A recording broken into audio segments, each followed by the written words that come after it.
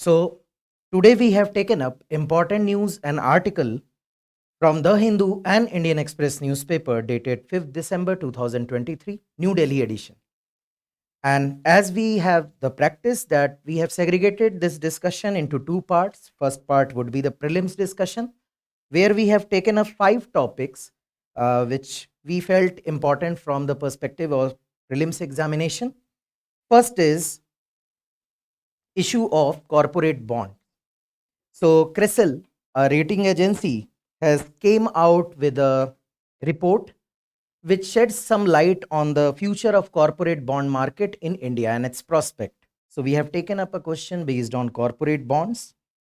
Second, we have taken up a question based on a map location of South America because there is an ongoing tussle between Venezuela and Guyana regarding which is related to oil-rich area, and both countries are claiming their sovereignty over control of that area. So we have taken up a map-based location-based question on South America.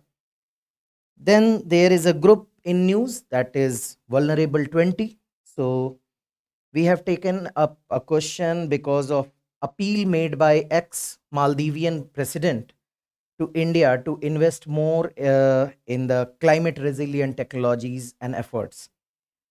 Next, we have taken up a question based on postal bill, and because Rajya Sabha has passed the postal bill, so we have taken up a question based on the features of this new proposed bill or act, you may say now.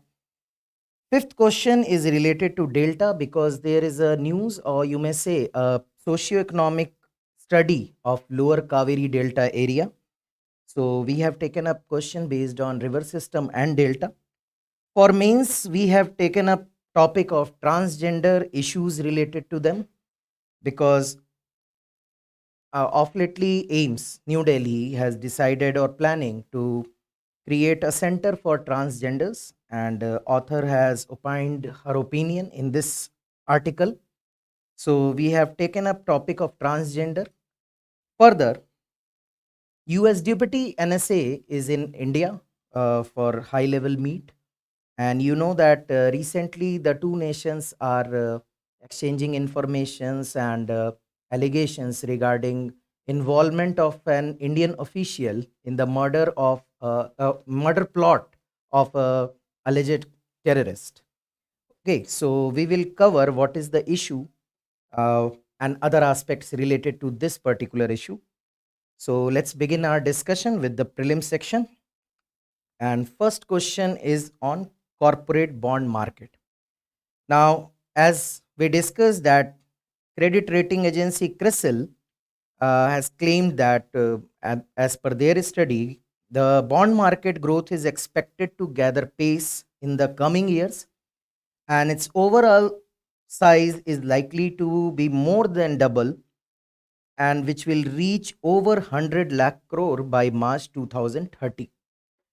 Now, if you want to understand the corporate bond market in detail, Webhauser has taken up a DNS session on 12th of October.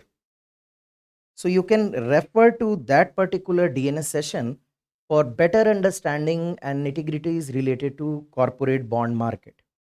In crude terms, what is corporate bond market?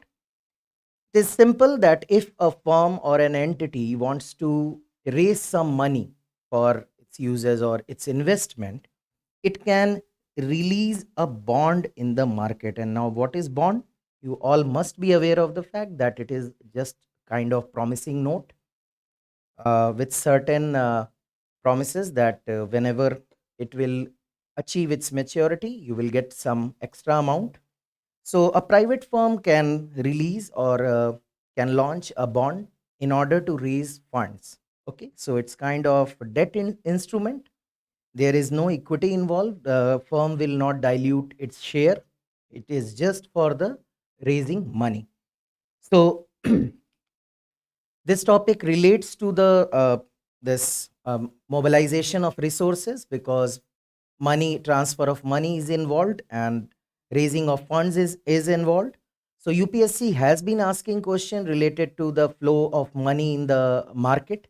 So as you can see here in 2023, it gave you four options and asked you which of the above include in capital markets. So we have taken up our question based on basic understandings related to corporate bond market.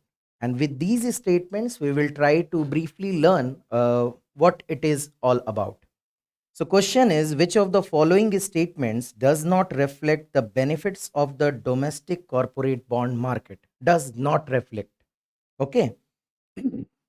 So the first statement says it reduces pressure on the government for financing infrastructure project. Now this is a correct statement, because as we know that a firm can release the bond, can offer the bond and raise the money. And as you all might be aware of the fact that in 2018 and 19, Economic Survey of India also opined that to reach the target of 5 trillion economy, it is very important to capitalize upon the corporate bond market. We have to invest more in it for its development and practices. So and in developed countries, it is the practice like USA. The corporate bond market is pretty much developed there. So certainly, if you will have better avenues to raise money for your projects and for your investments, then there would be less burden on government for financing the infrastructure projects, because at present what happens, the large infrastructure projects like roads, ports, airports, etc., are being funded by the government. But when you have a established corporate bond market, then yes, it will reduce the pressure on the government. Now, second statement says it diversify the risks in the financial system. Now, this is also a correct statement. As we know that banks generally give the short term deposit, use the short term deposit with the maturity period of 3 to 5 years, but they invest in infrastructure projects which have long gestation periods. So the result or outcome of such investment is asset liability mismatch, because this loan that bank is providing is their asset, but the funds that they are investing is their liability. Now when you have a short term maturity period liability, but you are investing in a long term gestation assets, then there would be a liability asset mismatch, and which can lead up to the NPAs and huge burden of NPAs. So yes, when private entities or any entity is in corporate bond market and it is arranging funds for itself for its project directly going into the market without involving the banks, yes, it will reduce and diversifies the risk, okay, which is right now majorly centered around the banks. Okay, and that makes our third statement incorrect, because it says it facilitates, that is, corporate bond market facilitates the intermediation in the banking system. Now, this statement is incorrect, because it there is no need for bank to remain as a middleman. So it is kind of disintermediation and not mediation. So the requirement of banks to act as a middleman is reduced. Fine. And last statement says reducing the foreign currency exposure for the businesses. Yes, again a correct statement, because you have large chunk of investment or funds in local currency itself. So your exposure to foreign currency will reduce. Okay. So as you had to find the incorrect one, our answer would be C, that it facilitates the intermediation in the banking system. So the second question is based on this news article which featured on page number 6 of the Hindu newspaper.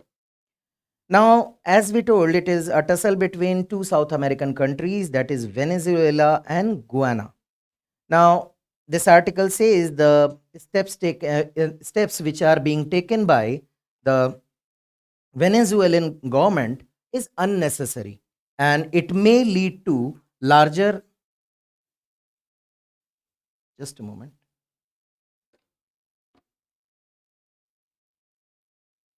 It may lead to larger conflicts.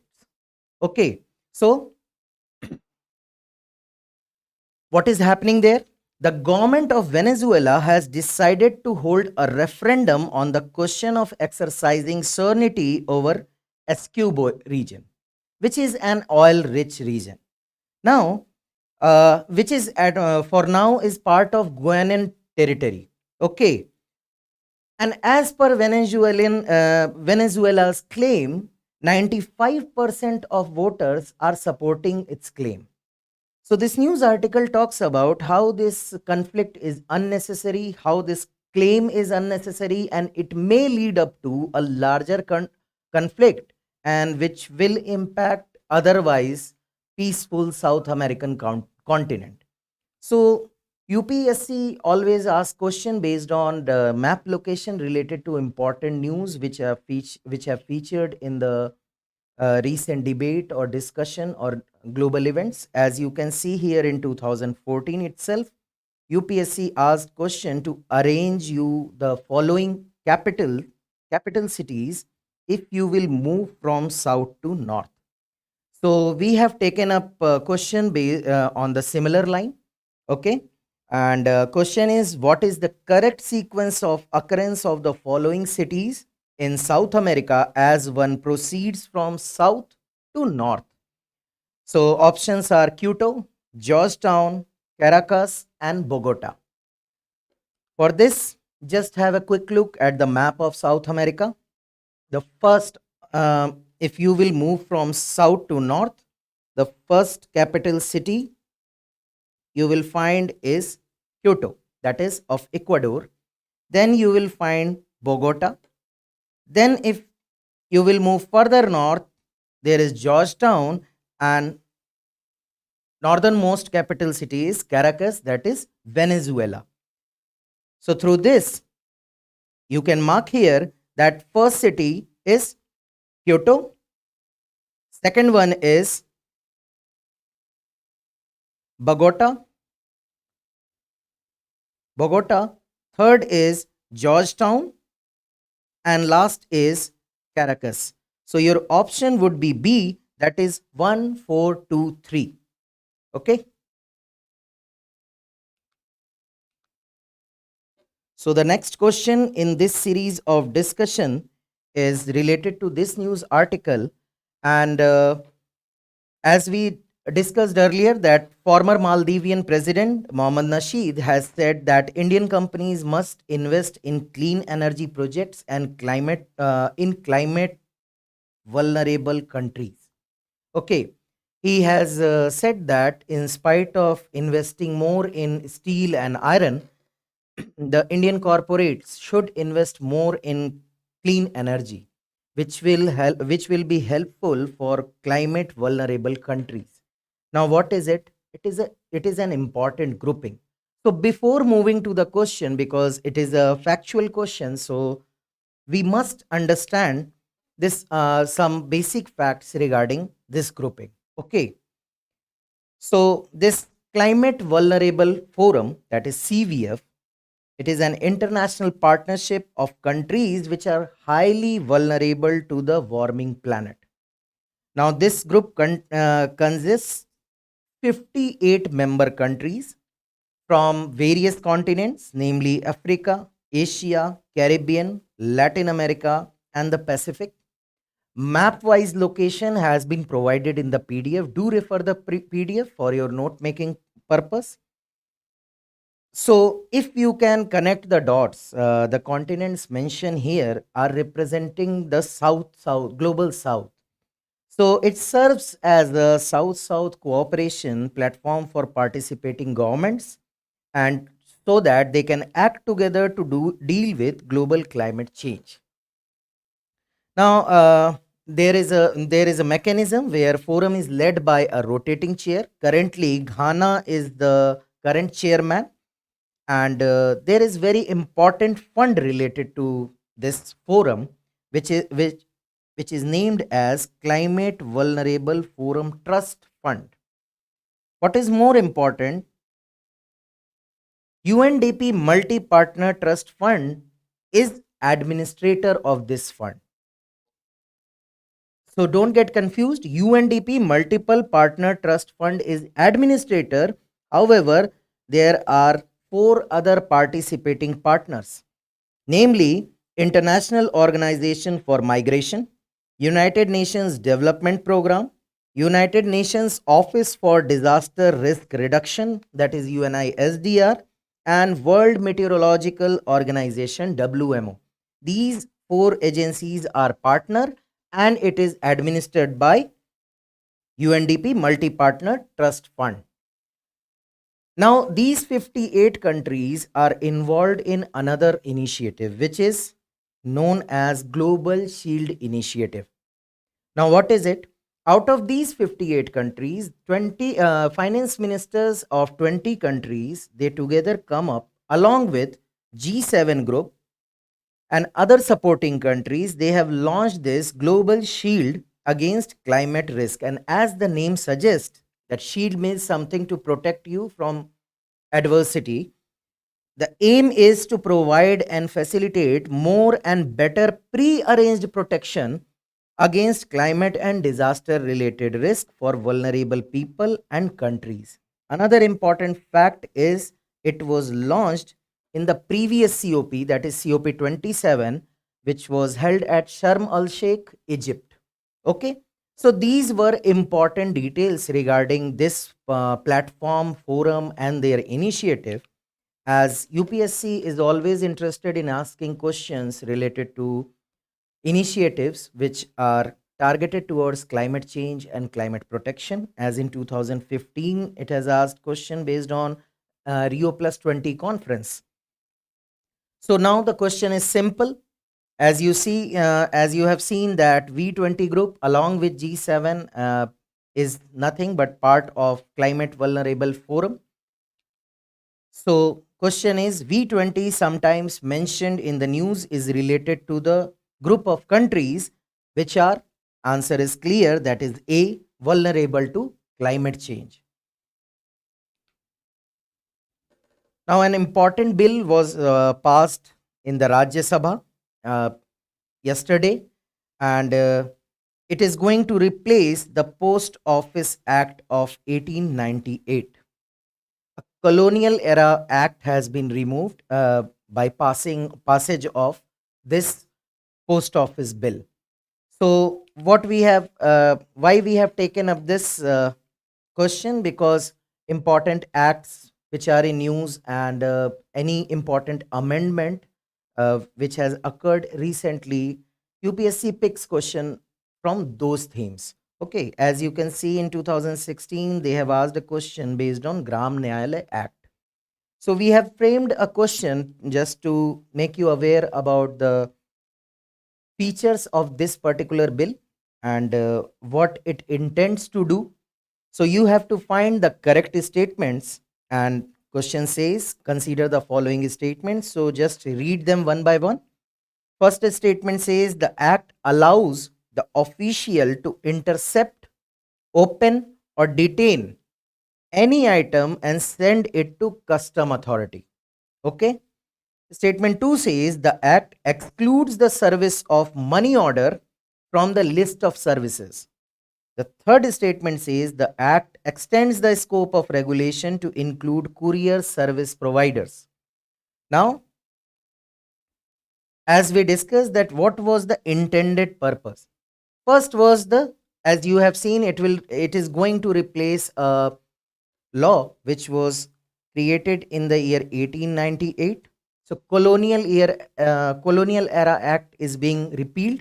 So terms like Her Majesty and other uh, titles were mentioned in those acts, and so the first aim was to repeal this colonial era act and to bring the to bring a act which is more in line with the present time.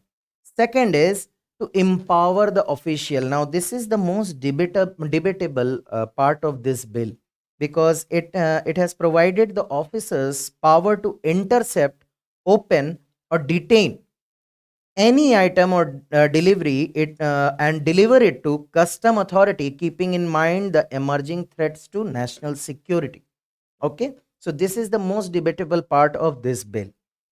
Another important intention or target is to in ensuring effective functioning.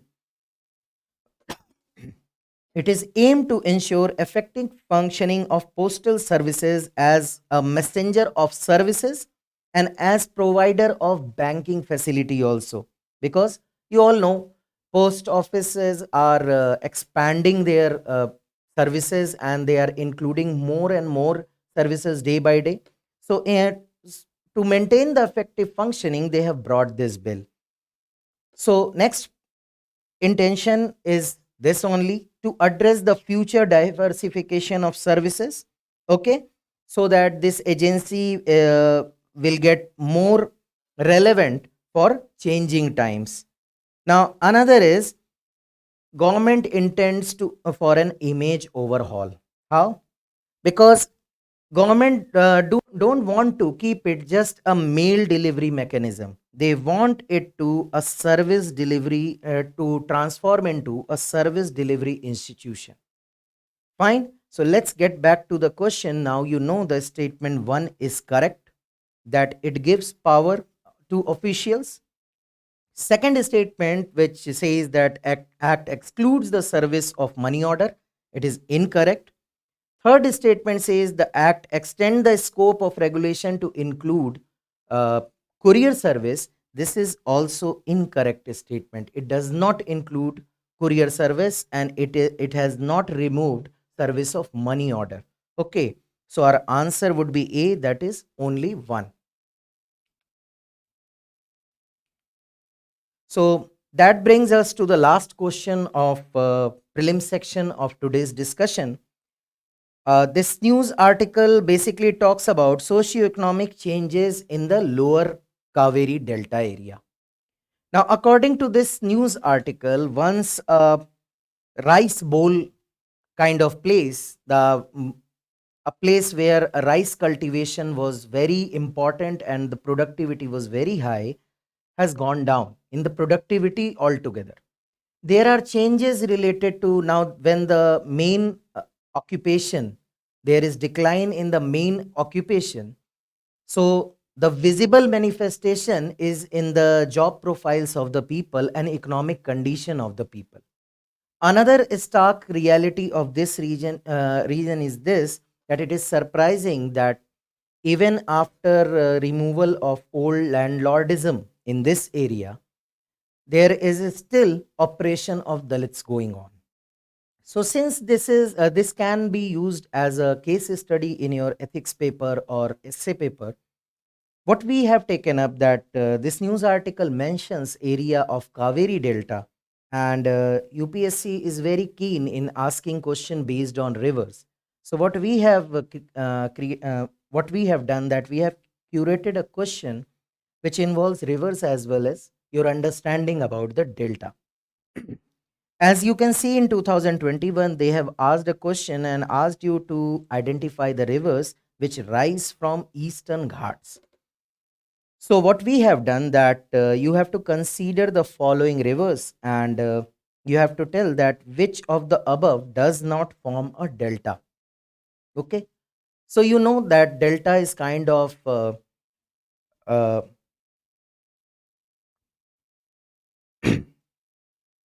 delta is kind of a wetland, and it generally forms at the end of the river mouth, where river water gets mixed with another water body, generally a sea or an ocean.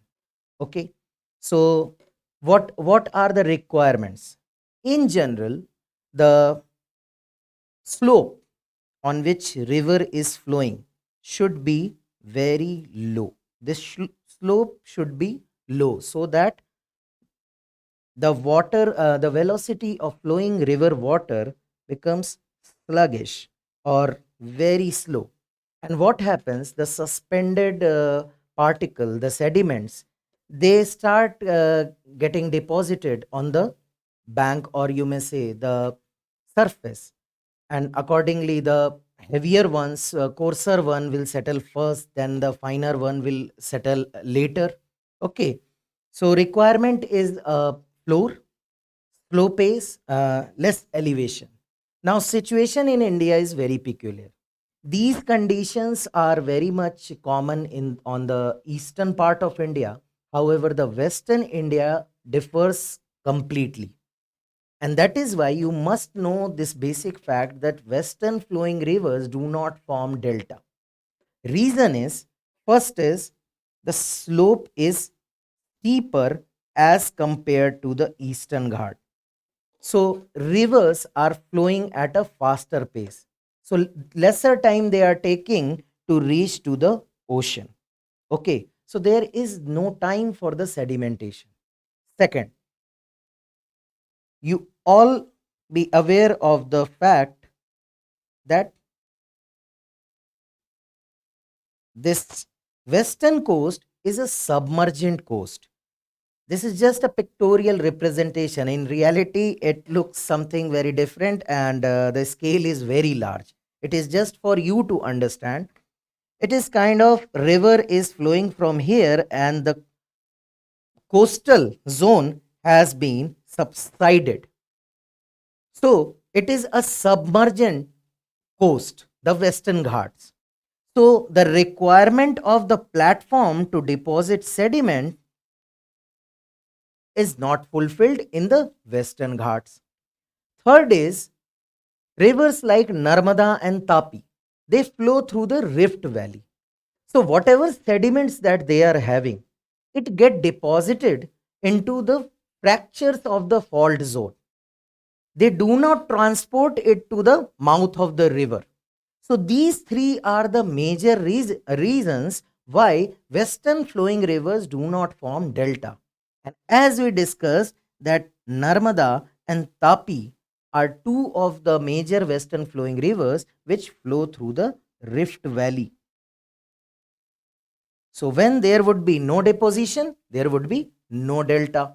And when there would be deposition, there would be formation of delta and of various shape like bird foot, accurate, arcuate, any shape, triangle shape, any shape you can you can find any shape in delta region. But when these conditions are not fulfilled, you will find absence of delta. So our option B would be correct. That is 2 and 4. Narmada and Tapi do not form delta in India. Okay. So that brings us to the end of prelim section, and we will take up the mains topic.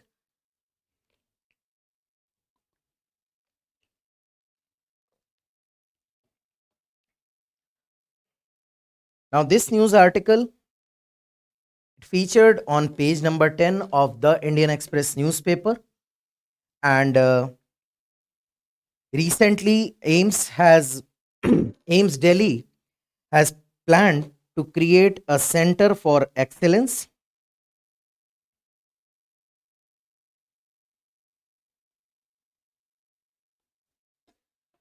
for transgender people. Now, according to the author, or any, if you are aware generally, the transgender people have faced historical discrimination, and this discrimination has led to their marginalization. Okay. So this marginalization, they are on the margins of the society. They are not yet mainstreamed. The surprising fact is, it was just in 2014 when a Supreme Court judgment in Nalsa case recognized the right of the transgender people to be recognized as a third gender itself. So we are living in 21st century, and it was just in 2014 when when we gave legal recognition to transgender people. So author says that 2011 census, if we take the data, because the new census is yet to come, there are 4.9 lakh transgender people in India. Okay. So, though this is a welcome step that AIMS is planning to create a center for excellence, but is it sufficient? Or this one center for excellence can remove the deep seated stigma related to the transgenders?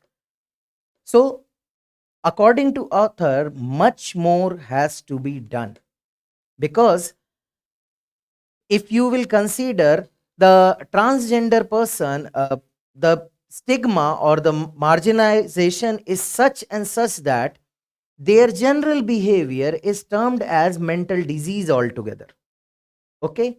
And everyone is of kind of, they want a safe distance from them, they don't want them to accept as a proper gender or third gender, anything like they are existent at all. Okay, for many people in India. So author says that just creating one center for excellence would not be enough. Fine. So in this discussion, what we will look into, we will look into the challenges pertaining to the transgender people. We will see what are the solutions for that, and we will also briefly look into what the government steps has been taken in this regard. But moving any further, you know that this topic is important from the perspective of paper 2, that is social justice, which mentions the vulnerable section and their issues, government initiatives and its outcome. So, before moving any further and before discussing anything, you must understand what is transgender. Is there any legal definition? Is there anything like that? So, yes. Now, Transgender Persons Protection of Right Acts 2019 defines a transgender person as one whose gender does not match the gender assigned at birth. Okay. So, whenever whatever the gender you one has been assigned when one gets birth, and it is not matching the gender at present, the person can be recognized, or yes, recognized as transgender. It includes trans men, trans women, person with intersex variations, gender queers, persons with socio-cultural identities such as Kinnar and Hijra. All these categories have been well defined in this Act of 2019. Now, you know that there are several issues like a very unscientific and inhuman practice of conversion therapy, which is being frequently practiced by medical practitioners on these transgender people. But this is just one problem. There are several issues which are related to the transgender, and yes, they are at the forefront of facing all these challenges. So, first is social stigma and discrimination. Now, you all are aware of the stigma attached that we discussed, just that even we claim that their behavior or their attributes are related to the mental disease altogether. So, what happens? This stigma and discrimination starts at the level of family itself, where family first tries to hide the identity. They first try to hide the identity, and when they fail, there is complete exclusion, or you may say eviction of a person from the household itself. So just imagine if a child gets excluded or rejected from his family altogether, what would he do? What would one do when one is evicted from his or her house at a very nascent stage? They are bound to uh, roam like a scavenger, and they are bound to get into the professions of begging and prostitution, etc. So it's kind of pushing them into a vicious cycle, and it does not end here. Now, if you will come to the education, our education school system is not ready to. You might have heard about Sugamya Bharat Abhiyan and other schemes which are bringing out the changes and infrastructure for making accessibility and inclusivity for physically challenged people, persons with disabilities. But for transgender, we are mentally not prepared. We have no curriculum altogether. We are not ready to accept them in a school. Even one, if one gets into school, he or she will be kind of, they will face the bullying. They will face the all kind of atrocities by their classmates, by their teacher, which will ultimately lead to their dropping out from the schools. Okay. And when a person is not getting education, a person is not getting the required set of skills, it will definitely impact the future prospect. Okay. And if you will club it with the stigma and the rejection by the family, the problem aggravates. Okay. So first challenge is social stigma and discrimination. And all other points are stemming out from this particular problem only. And you will see them one by one. Now, if a person is cornered, or better word would be sidelined, and is subjected to bullying, harassment, then the violence, he or she, the person would be more vulnerable to the violence as well as harassment. And it can happen outside, okay, as well as at home. Fine. Third, as we saw that there are a high rate of school dropouts. They are not going to school because school structure, infrastructure, and methodologies that Indian schools have been adopting are not very inclusive if we consider the issues of transgender. Okay, so when they have low skill set and no backing, ultimately this is going to make a negative impact on their future career prospects. They are not going to get any good job in general. Okay, even if they will get the job, this harassment, violence, and bullying will keep on going, and ultimately they will be out from this economic mainstreaming process also. So it makes them economically vulnerable from childhood itself, because during their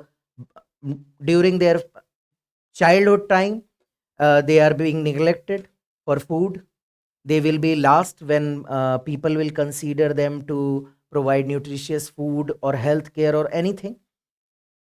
And if they are ousted from their houses, they have no support from the society, from the home. So it makes them more economically vulnerable, and that pushes them to jobs like beggar or prostitution or crimes.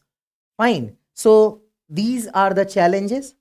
Next is, if you will consider all of three challenges, it is going to impact the mental health concerns of a person, because from home to workplace, to school, to colleges, anywhere the person is going, they are facing stigma, discrimination, bullying, violence, harassment, vulnerability, all other things. So just imagine what is the impact of such activities or such behavior of society on an individual. It is definitely going to impact their mental health. Okay. and when they want to reach out to any for any medical health care, then don't you realize that our, as we talked about school, our medical facilities are also not sensitized toward their special needs. Okay, so if you will just talk about toilets, you might have seen male toilet, female toilet, but there is no specific space for them to change or to just get relieved. Nothing is like nothing like that. So even if a person is facing mental health issues, he or she will be traumatized when they will not get adequate medical attention, because again the stigma is there, and facilities are also not shaped or created for they to cater their specific needs. And further, if you will look into the government procedures, despite this judgment and despite this act pronouncing this Transgender Person Rights Act 2019, pronouncing that they have right of self identity, still they require a certification from a third person. Okay, uh, to be recognized as a transgender, you have to get a certification from district magistrate. Now just recall that recently there was a debate around the medical termination of pregnancy act. Now what was the issue? Women were demanding that where is the autonomy when a doctor will decide whether I can go ahead with abortion or not. So where is my bodily autonomy? Now just imagine, you need a district magistrate to decide upon to issue a certificate that whether you are a transgender or not. And you all know the government procedures. Okay, it involves paperwork, it involves different levels. So if someone don't wants to reveal it to world, he or she may face the person may face difficulty to hide the identity altogether. Okay. And if you will go for the passport work in India, still there is no choice of third gender option. So, yes, they need documentation. How many of us have asked our DM or SDM for a certificate for being male or female? I guess no one. But they have to get a certificate. So, these are the challenges which affects their growth and assimilation in the society in a streamlined manner. So government has came up with two important initiatives. First is Transgender Persons Protection of Rights Act 2019. You have seen the definition, that what would be the definition. It also talks about the penal provisions for offenses. Okay. It also talks about the government's responsibility to provide welfare, to provide for the welfare of transgender people. All these details have been listed in the PDF provided. You can check the PDF through the link provided in the comment box. Okay. Second very important scheme is Smile scheme. Now this is a umbrella scheme for welfare of transgender people. Now it has two subcomponent. One is for rehabilitation of person who are engaged in begging, and another one is comprehensive rehabilitation scheme for transgenders. Details regarding this scheme has also been provided in the PDF. You can refer to the PDF and understand what are the provisions they have provided in these two schemes. So that brings us to the way ahead. What is the way forward? What is the solution to these challenges? Now, solution lies in the problem itself. So, I have listed the problem and you can easily understand what needs to be done. First is, as is true with any issue in India, there are laws, there are mechanism, there are administrative setup, there are everything. Problem lies with effective implementation. There is always loophole. Person who is entrusted with such with certain duty will not perform his or her duty. They will ask for bribery. Then they will keep the person roaming here and there. The person will be rushing and getting tired. So the implementation part should be strengthened, and that should be the first priority, that these acts as well as schemes, the implementation part should be strengthened. Second is, you know that education and awareness is very important, not for the transgenders, for us, because we must learn, we must understand the issues of the transgenders first. Second, we must remain open enough toward their crisis, and our education system must foster the value of acceptance, because problem starts there when you attach stigma with any person. So yes, there should be education and awareness, and the module should be created or curated in a manner so that it should foster the value of acceptance, as well as people must understand the issues and challenges pertaining to the transgenders. Next is, you must provide, it is not just about skilling them. You have seen that there is violence, there is exclusion at workplaces. Even if somehow they reach to a workplace, they are being bullied, they are being harassed, they are being put to the sexual violence altogether. So they are bound to leave their workplace. So just upskilling is not important for them.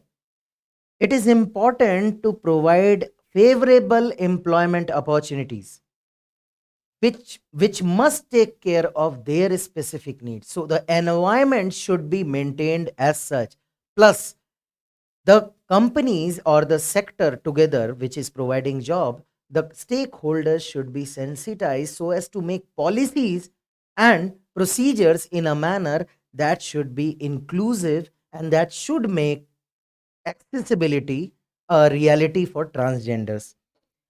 Again, we talked about the toilets, we talk about the healthcare access. Now, again, you need to provide the accessible and inclusive set of healthcare infrastructure in which their concerns are being addressed.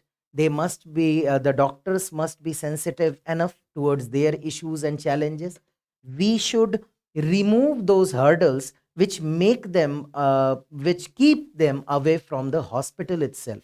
Okay, then you all, the next point is quite simple, that non-discriminatory housing. Just imagine a transgender is moving door to door to find a rented house. So in general, people will refuse. So we need to provide those facilities also. And the most important point is, community group should come together and at the forefront to take up the cause of transgenders. Okay, then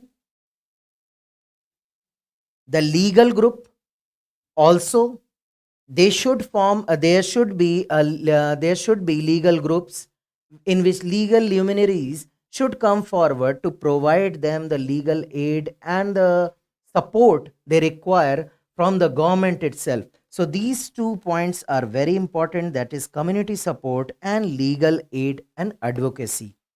Further, government, whenever they are formulating any policies, they must collaborate with the NGOs. The NGOs which are working on grounds, they know the ground reality, they know where to intervene, they know what to intervene and when to intervene. So the collaboration of government with NGOs is quite important. Next is, I would like to draw your attention that point of media representation of transgenders. Now, of lately, there are some movies like Lakshmi where there was a positive portrayal of a transgender. Sharat Kelkar was the actor. Otherwise, most of the movies project them as a laughing stock, okay, or in a negative light. So this portrayal should be stopped. They must be shown in a positive light. Otherwise, the child who is growing, watching movies, watching serials, watching TV, if one is growing and watching all these uh, portrayal of a transgender, the child is bound to behave in that manner. The transgender is a matter of laugh or fun or stigma for a child who is growing up watching such movies or serials or advertisement. So the media representation should be positive, and we must inculcate such values through media representation, that yes, they are also what anyone else, and they have a positive role and they can do wonders. So such portrayal should be promoted.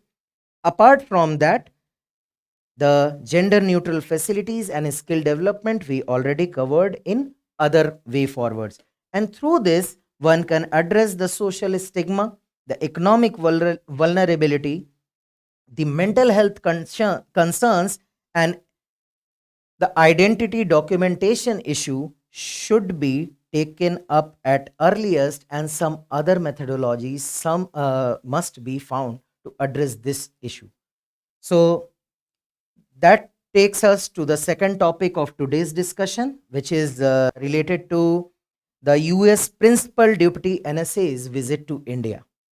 And he's in India for a high level talk with the Indian government and the dignitaries. And this news article talks about a latest development in which US Department of Justice has linked an Indian government official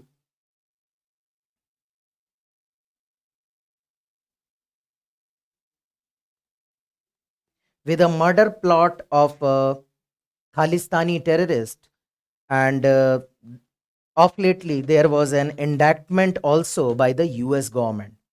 So both India and US are walking on a tightrope. India has said that Indian government is not involved and never supports any covert or extrajudicial killing of that sort. And India is ready to investigate the matter by creating a high level investigating committee, and has assured USA for all the cooperation. So this news article itself says that India US can work through differences constructively. So there are differences, and what we will see in this discussion, that differences are not new, though this partnership is termed as most consequential partnership of 21st century. But there have been mistrust, issues of mistrust, where openly and very clearly both government have shown their mistrust on each other, and legacy lies in Cold War era. Okay, because obviously India was tilted towards Soviet Union, and USA was more tilted towards supporting the cause of Pakistan. So yes, there are instances of mistrust, so we will cover that what are those instances. Then we will look into what are the present day challenges between India and US relation related to such exchanges and related to such mistrust. What is this particular incidence? Why this particular incidence is important, related to this Khalistani leader Gurpatwant Singh Pannu, and how this development, the indictment of Indian official, will affect India USA relation. Fine, and we will quickly look into a way forward. So, what India should do to expedite this process and to normalize the ties. So, let's begin our discussion. And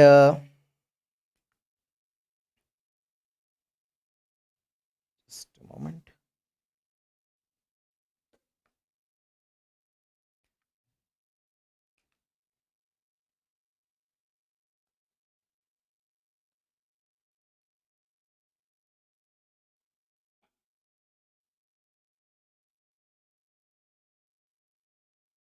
Just a moment. There is problem slide. We'll resolve and we'll come in a moment.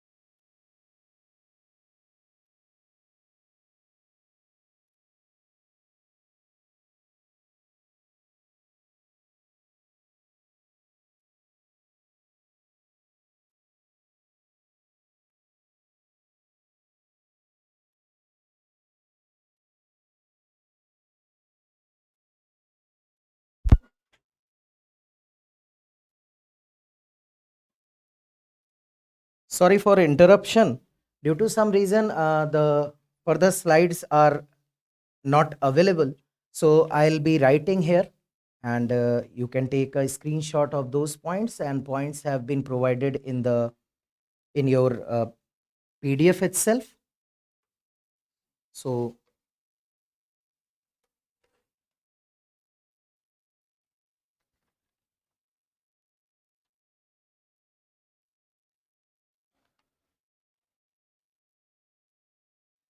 So first thing is that we discussed, what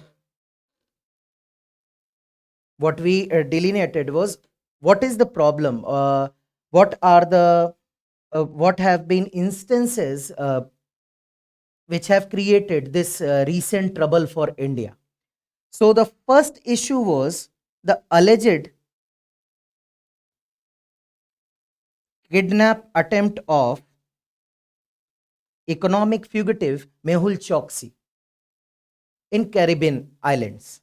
So the country alleged that Indian government officials and certainly the intelligence officials attempted an alleged kidnap attempt of Mehul Choksi. Okay, then the second incident which happened was related to Kulbhushan Jadhav, in which Pakistani government alleged that this he was an Indian spy related to Raw. Now, third incidence which happened was killing of a Khalistani terrorist Niger in Canada. Again, the Canadian government alleged that Indian officials are involved. And lastly, recently, this Khalistani leader Gurpatwant Singh Pannu, their US government foiled an attempt of his murder. And apart from the person who was assigned for this murder task, US government also accused an Indian official to be involved in this issue. So all these 4 5 incidences in last 1 2 years, and all these incidences, this alleged kidnap happened in Antigua. Okay, and all these incidences are happening in friendly nations.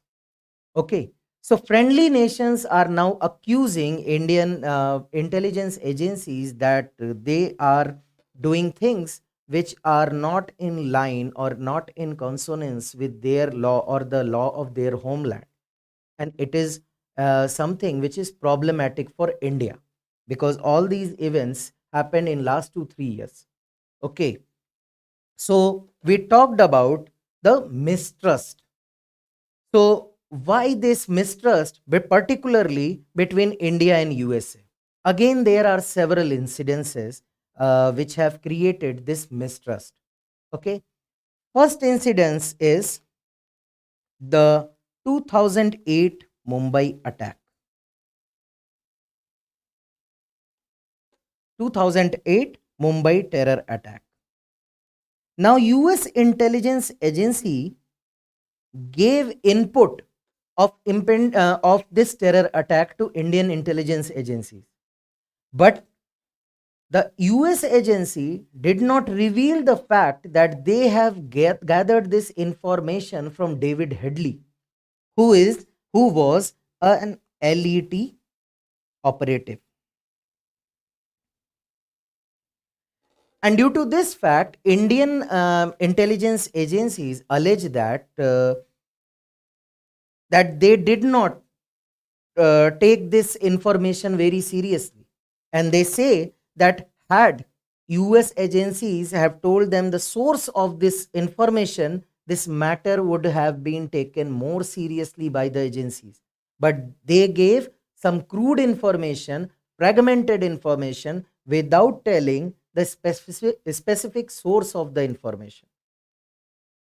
So this was a clear manifestation of mistrust between two agencies and two countries. Then USA alleges that in killing of the Khalistani terrorist Nijjar in Canada, Indian government is hiding the information. Now you all know the relation between USA and Canada. Now Canada says that Indian intelligence agencies is taking on the execution job, that is murders and killings of people of who are citizen of their country. And USA is concerned because this North America and South America is area of the US dominance and influence. So they are concerned that how can a friendly nation can execute all these activities without taking them into any sort of confidence. Fine. And India alleges that this Pannu gives open threat to Indian citizens. This fellow gives open on-air threat to explode Air India flights. Why don't you take action against him? Simultaneously, India also says that Canada has become a harboring ground of Indo-Canada gangsters, and those who are running separatist movement in Punjab. So Indian government is saying that Canada government is not taking ample steps, appropriate steps to tackle this menace. And both these group, that Indo-Canadian gangsters as well as separatist group, are actively involved with the Pakistani intelligence agency, that is ISI.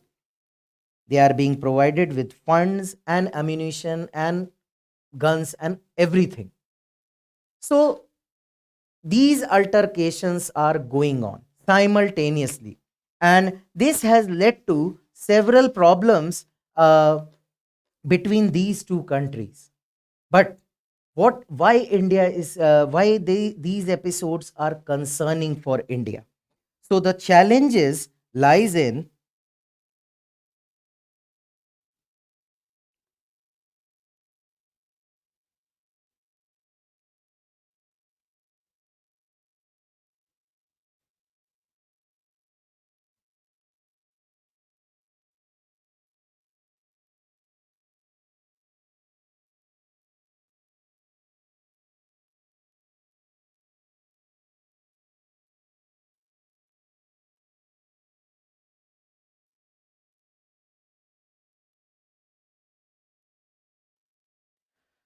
So the first challenge that India is facing is the strained relation with Five Eyes partner.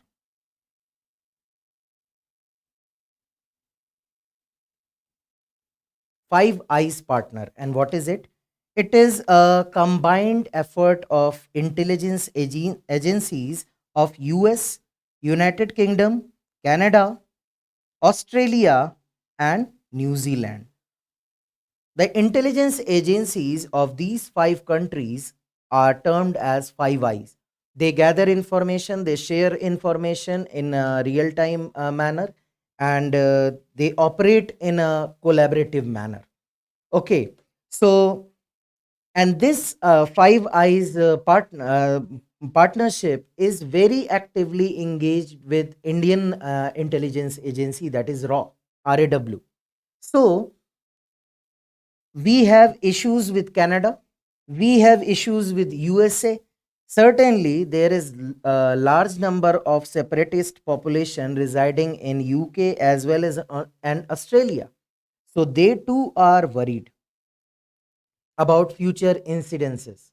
Okay, so issue is that India is facing a challenge of a strained relation with Five Eyes, which will affect the future prospect of intelligence sharing between these countries.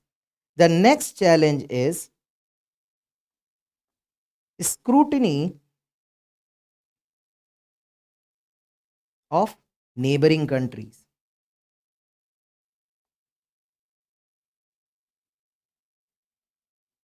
Now, with such allegations in countries like Canada and USA, the neighboring countries have raised their eyebrows. Now, they are on an alert mode that if they can do such things there, they can also do such things in countries like Sri Lanka, Bangladesh, Nepal, etc.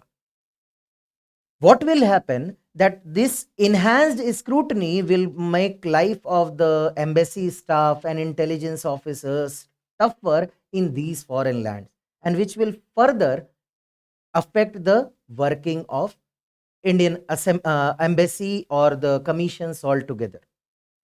Next issue is, it is not just about working, it is about reputation also. India has been known as a country for its principled stance, principled decision making. During Cold War era also they took NAM ahead. Even today, the reputation is such that in any conflict of global arena, nowadays countries want India's viewpoint. They want India to take a stand. Now this image of a country that takes principled stance is tarnished.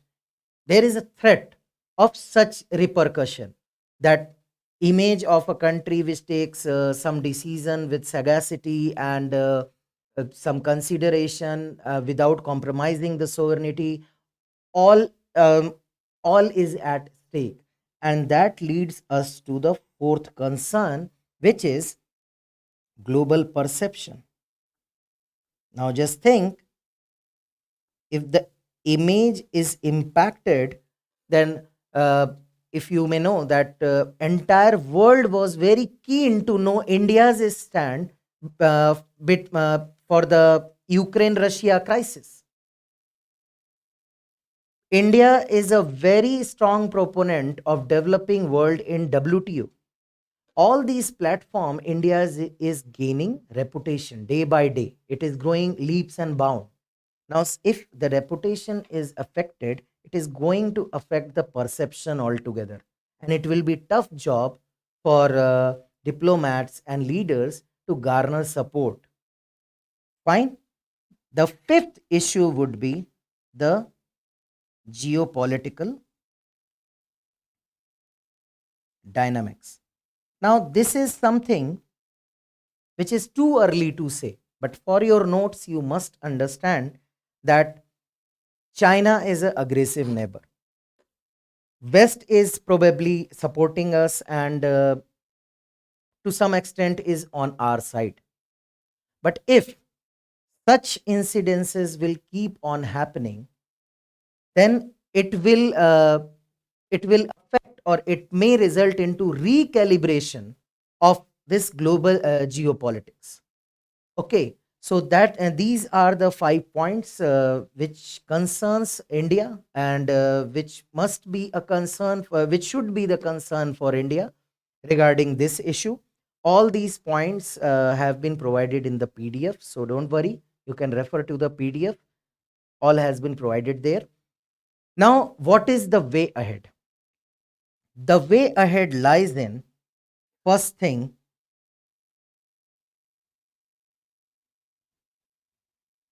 is, if you can recall what Canada said, that Indian embassy or the official of the Indian High Commission were involved in the murder of nature. Now, Indian government outrightly denied. Then the episode of expulsion of diplomats happened. Then visa services got removed. All those events. So India took an aggressive stance. But with USA, India has committed that it will be part of the investigation, and it has promised to create an investigating committee for this. Fine. So this should not be done. Every ally is an important ally. And you must not, the Indian diplomats or Indian leadership must not discriminate between the allies. That for US, you are taking another step, for other countries, you are kind of taking an aggressive stance. So there should be a balanced stance. Then, second is USA itself, the relationship with USA itself. India must utilize the good relations, the growing relation with USA, and it must leverage its good understanding with the USA, and should ask for the extradition of Pannu, because India has this fellow is facing several terror charges. So yes, India should commit that we are conducting an investigation and we are conducting an inquiry. You must think about the extradition of Pannu. The most important thing in geopolitics is backdoor negotiation or behind the curtain negotiation. Okay, India must go ahead with the discussion of backdoor negotiation, because what is problematic is the eye of media, which creates perception and which highlights the issue beyond something which is rational, or something which is good for bilateral relations. So India must quickly resolve this issue through tier 2 diplomacy channels or backdoor diplomacy negotiation, so that the matter remains out from the sight of the media, and must not get the unwarranted you may say attention. Okay, then the final thing that the Indian government has said, that they will conduct an investigation. So India must, if they have committed, so they must provide a foolproof investigation with all the evidences and findings of the investigation, because what India alleges, what India accuses Pakistan for, that every time India will send a dossier about the terror attacks and the terror activities, and Pakistan will, after keeping it awaited for a long, ultimately Pakistan will say, we have done the investigation and we have found nothing. So that kind of approach should be avoided. So investigation, if country has committed for the investigation, it must be done in a transparent manner, and that should be a guiding light to remove the mistrust and instill the confidence between two countries and their leadership, so that yes, as we said, that it is termed as the most defining partnership of the 21st century. So, in order to achieve that dream, yes, we must take up this issue very seriously. So, for this session, any doubt that you are having, you can leave your doubt in the comment box and our team will reply you as soon as possible. Uh, as far as this session is concerned, sorry for the technical glitch and thank you for attending the session. Stay tuned for more such updates. Thank you.